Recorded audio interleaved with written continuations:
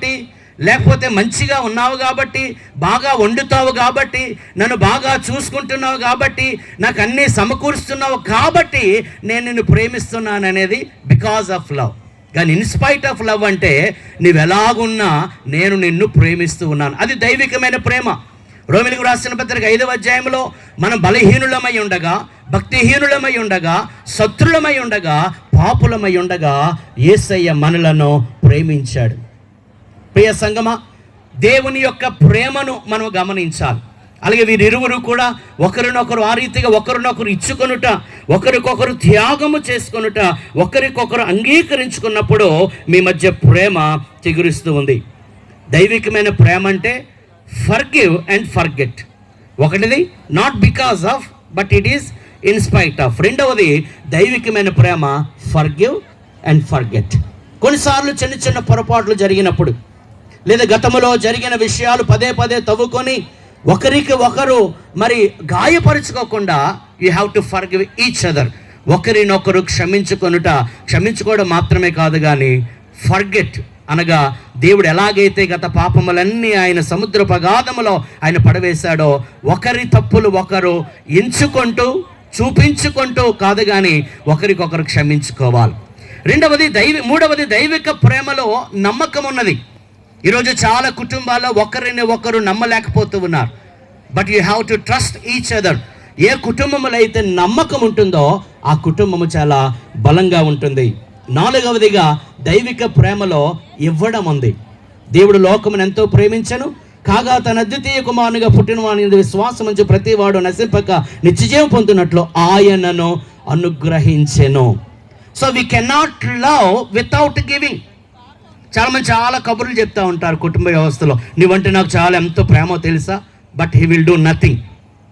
So ప్రేమ అనేది కబుర్లతో కాదు, ప్రేమ అనేది క్రియలతో చూపించాలి. దేవుడు అటువంటి ప్రేమను చూపించాడు. అందుకే తన సొంత కుమారుడైన యేసుక్రీస్తు వారిని లోకానికి పంపించారు.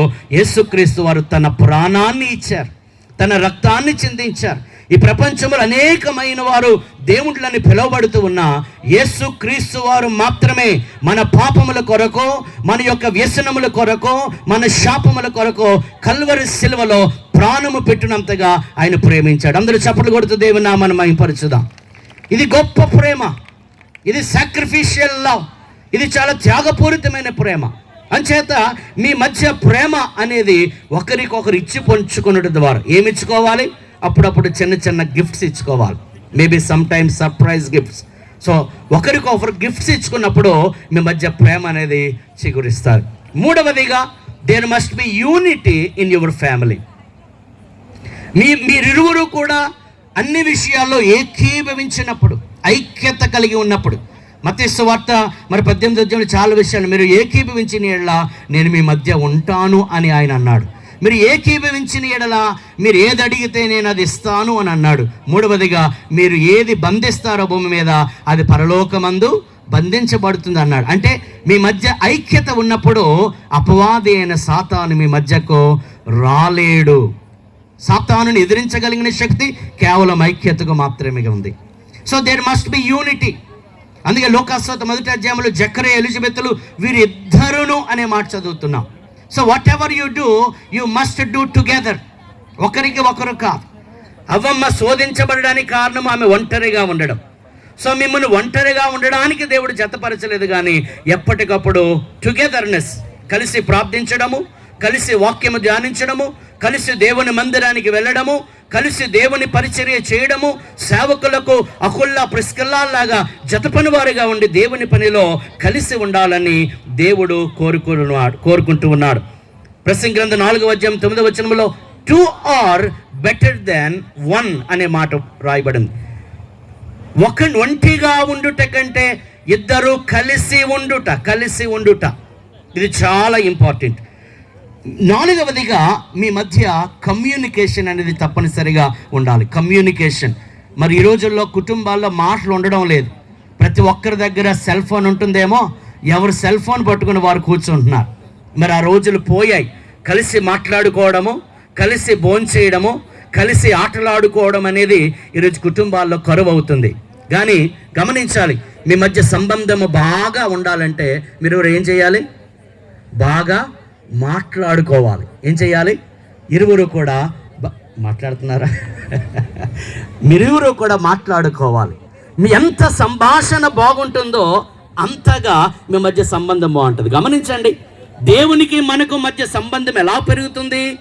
దేవుడు మాట్లాడే దేవుడు, మనము కూడా ఆయనతో మాట్లాడినప్పుడు ఎలాగైతే సంబంధం పెరుగుతుందో మీ మధ్య మంచి communication, not miscommunication, not misunderstanding, but healthy communication. ఒకరికొకరు సంభాషించుకుంటూ కొన్నిసార్లు అన్నీ పక్కన పెట్టి ఇద్దరు కొద్దిసేపు మాట్లాడుకోవడము అనేది చాలా చాలా ఇంపార్టెంట్. 5వదిగా ఇరువురు ఒకరికి ఒకరు టైం ఇచ్చుకోవాలి. ఏమి ఇచ్చుకోవాలి? గిఫ్ట్స్ కన్నా అన్నిటికన్నా ముందు టైం అనేది చాలా ఇంపార్టెంట్. ఒక ఆయన పెద్ద మేధావుల సభలో వాట్ ఈజ్ రిలేషన్షిప్ అని అంటే ఆయన అన్నాడు, it's all about giving time అన్నాడు. సంబంధము బాగా పెరగాలి అని అంటే ఒకరికి ఒకరు సమయాన్ని ఇచ్చుకోవాలి, కొద్దిసేపు కలిసి మాట్లాడుకోవాలి. చాలా చాలా ప్రాముఖ్యమైనది.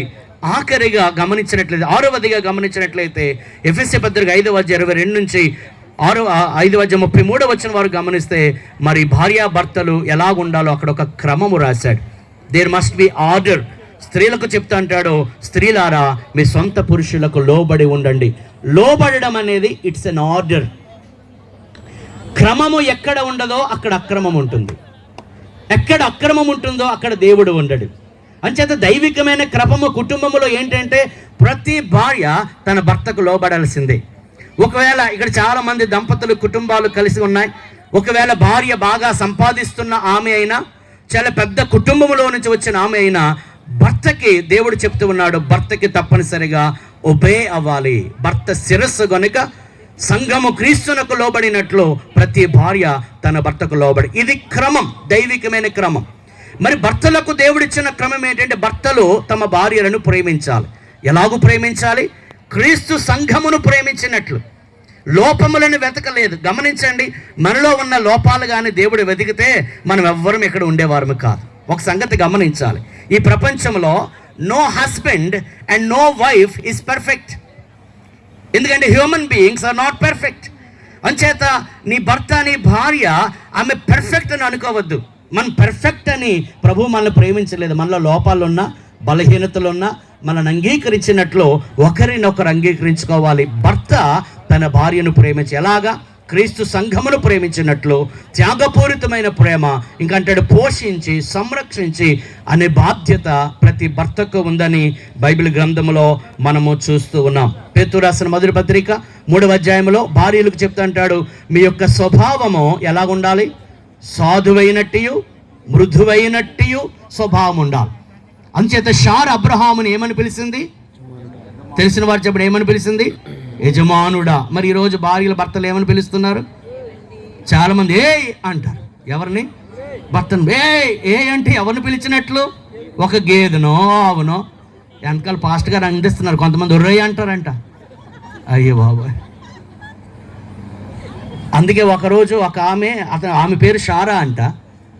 భర్త అంటున్నాడు షారా అన్నాడు, అన్న పిలిచాడంట. ఆమె అన్నది ఏరా అన్నదట. చూసారు ఎంత గౌరవం. ఈరోజు భర్త అతనికి తిండి లేకపోయినా ఏమి లేకపోయినా ఎటువంటి వాడైనా భర్తకు కావలసింది ఏంటంటే రెస్పెక్ట్, గౌరవం, ఘనత. అందుకే సామెతలు ఆఖరి అధ్యాయంలో కూడా మరి భర్త ఘనతను అందడం గురించి అక్కడ మనం చదువుతూ ఉన్నాం. So you have to respect each other. మీ కమ్యూనికేషన్లో కూడా ఆ రెస్పెక్ట్ అనేది ఉండాలి. Speak with respectness. ఎంత గౌరవ భావముగా, ఏ అని లేకపోతే మరొక విధంగా కాదు. సో యజమానుడని షారా పిలిచింది అనగా అక్కడ ఘనత లేదా గౌరవం ఇవ్వడము అక్కడ మనం చూస్తూ ఉన్నాం. ఆఖరిగా ఈ సూచన మనందరికీ సంబంధించింది.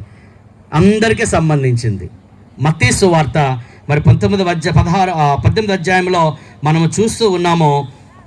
19వ అధ్యాయంలో దేవుడు జతపరిచిన వారిని మనుష్యులు వేరుపరచకూడదు. ఇది చాలా ఇంపార్టెంట్ అండి.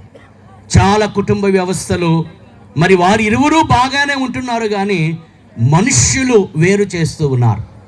ఇరుపక్ష కుటుంబ సభ్యులు లేదా బంధువులు చొరవ తీసుకొని వేరు చేసే సందర్భాలు ఎన్నో ఉన్నాయి. కానీ బైబిల్ చెప్తుంది ఈరోజు ఘనముగా మరి సందీప్ ఎస్తలి వివాహం జరగబోతుంది. మనందరికీ దేవుడిస్తున్న వార్నింగ్, హెచ్చరిక, దేవుడు వీరిని జతపరుచున్నాడు అన్నవారందరూ గట్టిగా చప్పట్లు కొట్టండి. Very good. దేవుడు వీరిని జతపరుచుచున్నాడు, మనుష్యులు వీరిని వేరు చేయకూడదు. ఇది దేవుని ఆజ్ఞ. దేవుడు ఘనమైనదిగా ఉండాలని ఎంచి వారిద్దరిని ఒక వివాహ బంధములో ఉంచాడు. అంచేత వారి కొరకు మనం ప్రార్థన చేయాలి.